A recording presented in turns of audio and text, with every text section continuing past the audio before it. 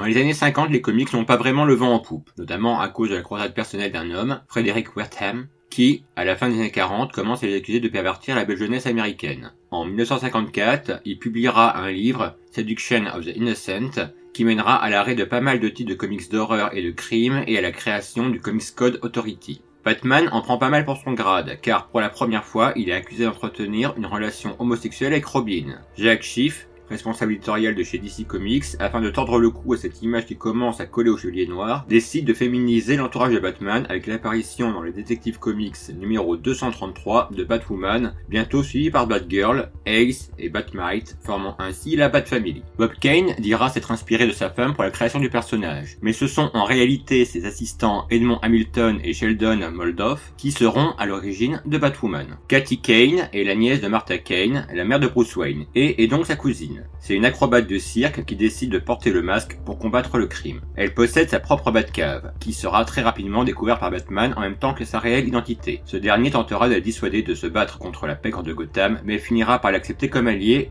et love interest. Car après tout, il n'y a aucun mal à taper sa cousine tant qu'on passe pas pour un homosexuel. Robin, lui, jettera son dévolu sur Betty Kane, la nièce de Cathy qui deviendra la première Batgirl, puis Flamebird. La morale est désormais sauve. Malgré sa popularité, le personnage commencera à disparaître à partir de 1964, moment où le nouveau responsable éditorial, Julius Schwartz, entreprendra un grand bouleversement dans la série afin de relancer le titre alors en perte de vitesse. Elle apparaîtra encore épisodiquement dans des titres comme Batman Family et finira par se faire tuer dans le Detective Comics numéro 485 par la Ligue des Assassins. Il faudra attendre 2006 et les événements de Infinite Crisis pour que l'on déterre le personnage. Tout d'abord, dans le Detective Comics numéro 824, le Pingouin fait allusion à Kate Kane comme une nouvelle Batwoman.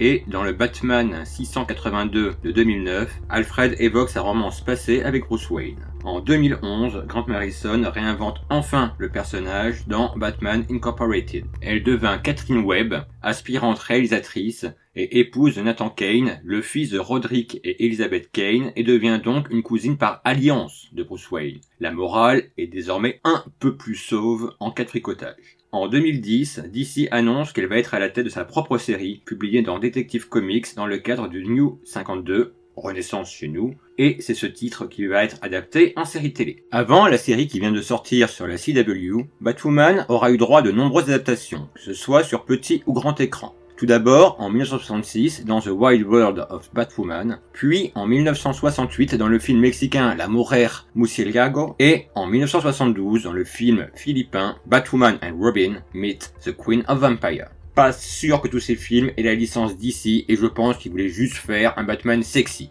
Bref.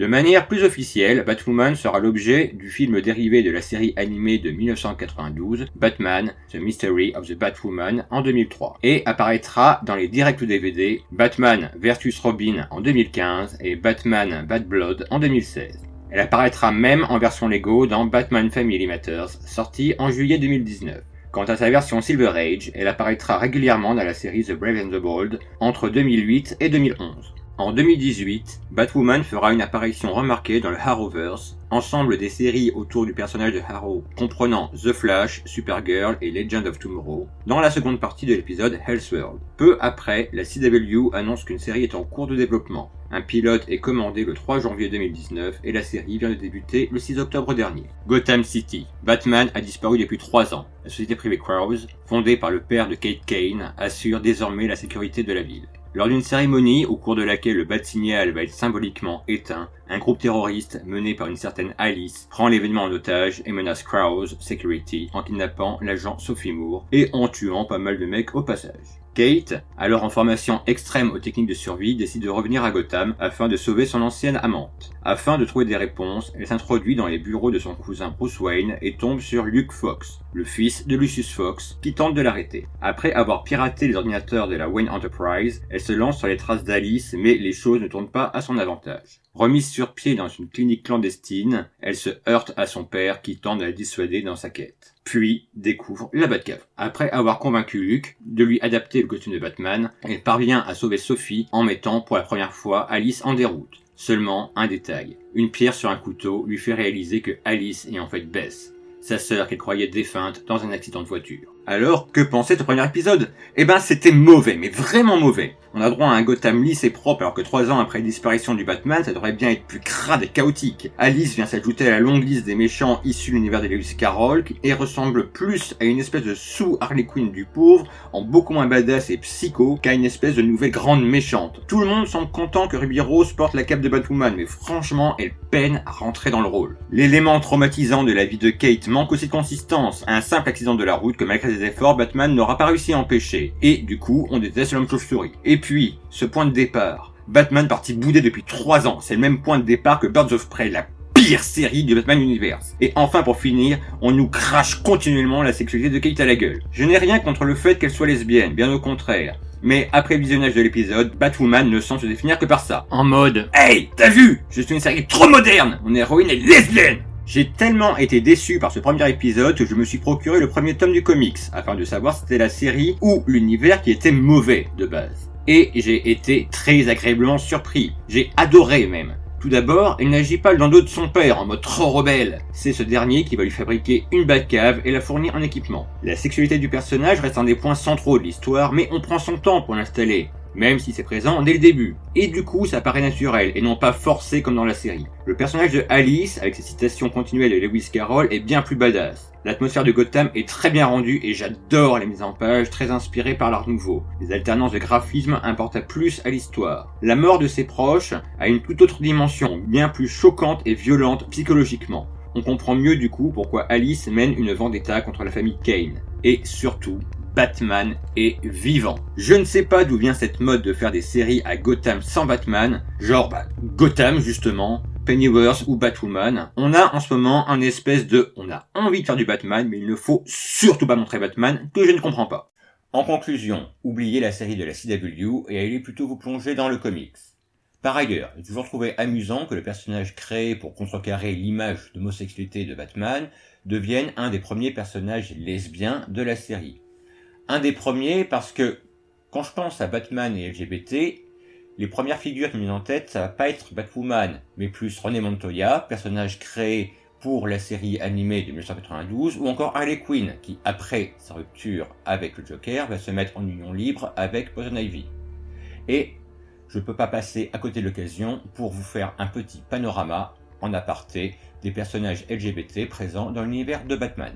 Les personnages gays ne sont pas légion. Nous avons Midnighter, apparu dans Stormwatch, qui rejoindra l'univers de Batman dans le New 52, et Colin Rao, le frère de Harper Rao, aka Bluebird, qui aura un crush sur Tim Drake. Dans la série Gotham, nous avons également le Pingouin qui va développer des sentiments pour Edward Nygma. Le premier personnage lesbien apparu dans l'univers sera Renée Montoya, mais sa sexualité ne sera affichée que plus de 10 ans après la création du personnage dans la série Gotham Central. Avant elle, Maggie Sawyers, de l'unité criminelle de Metropolis, verra Lex Luthor la faire chanter sur son attirance pour les femmes dès 1988. Mais bon, vu qu'elle sera transférée à Gotham qu'en 2003, elle reste une pièce rapportée dans l'univers de Batman et Renée Montoya reste la première lesbienne créée dans l'univers. Premier personnage bisexuel, Holly Robinson, la petite protégée de Catwoman dans le Year One de Frank Miller. Elle est réintroduite dans l'univers de Gotham, dans le Catwoman numéro 1, et celle qui vendait autrefois son corps aux hommes est désormais ouvertement lesbienne. Son personnage permettra à la série de gagner un GLAAD Media Awards pour le fait qu'elle dépeigne un personnage gay positif en 2004, et elle deviendra la nouvelle Catwoman en 2006. Ah, et au passage, Selina Kyle, la première Catwoman, est également bisexuelle. Harley Quinn, ancienne compagne du Joker, commencera, après sa rupture avec ce dernier, à entretenir une relation avec Poison Ivy dans ses aventures en solo. Catman, super vilain du Silver Age, deviendra bi lors de sa réapparition dans le New 52. Et enfin, nous avons les personnages de Alyssa Yeo, colocataire de Batgirl, qui est le premier personnage trans de l'univers, et Harper Row, que l'on a évoqué tout à l'heure, qui est également bisexuel. À noter enfin, dans la série Gotham, le personnage de Barbara Keane, ex de Jim Gordon, qui va entretenir une relation avec Renée Montoya, puis Tabitha Galavan.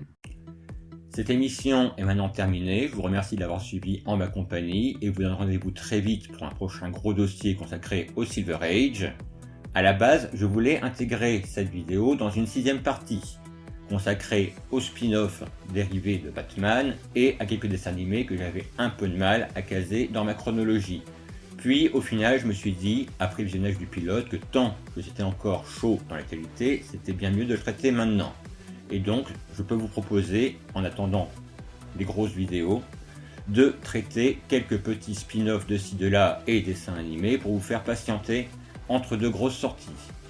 Si ce format un peu plus court, pas loin de 10 minutes quand même, vous plaît, n'hésitez pas à me le faire savoir en commentaire. En attendant, likez, abonnez-vous, rejoignez-moi sur Facebook, la routine habituelle, et je vous dis bonjour chez vous.